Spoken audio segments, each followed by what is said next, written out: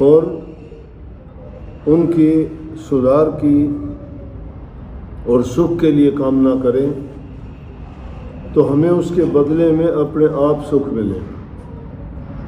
अच्छा काम करने से इंसान को सबसे बड़ा जो तोहफा और इनाम मिलता है वो उसकी अंतर आत्मा ही उसको दे देती है। वो नेक काम करके मन में उसको प्रसन्नता होती है, समझो कि प्रभु की कृपा उतर के आती है, उसको आशीर्वाद बख्शती है। और एक इंसान दुष्ट काम करता है और दुष्ट काम करके भी उसको मानता नहीं है कि मैंने कोई बुरा किया है, तो उस जैसा बुरा नहीं है, उनको राक्षस कहा जाता है। देखा नहीं आपने, रामायण देखते होंगे, उसमें जो रावण का रोल अदा करता है वो हंसता हुआ दिखाई देते हैं, बुरा करके भी हा हा हा कितना ज़ोर ज़ोर से हंसता दिखाई देते हैं।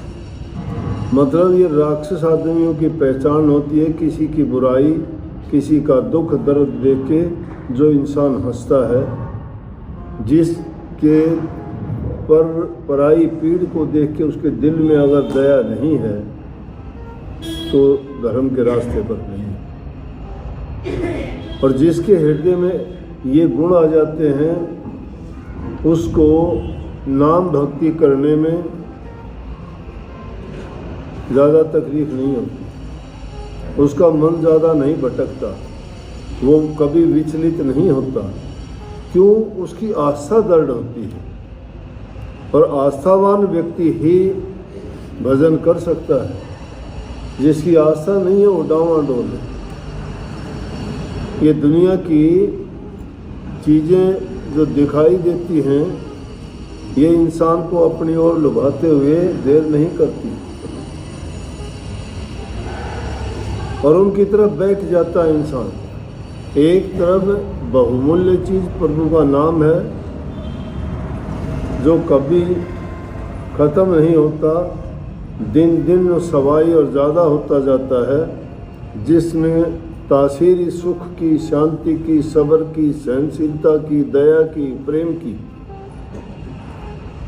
बातें हैं।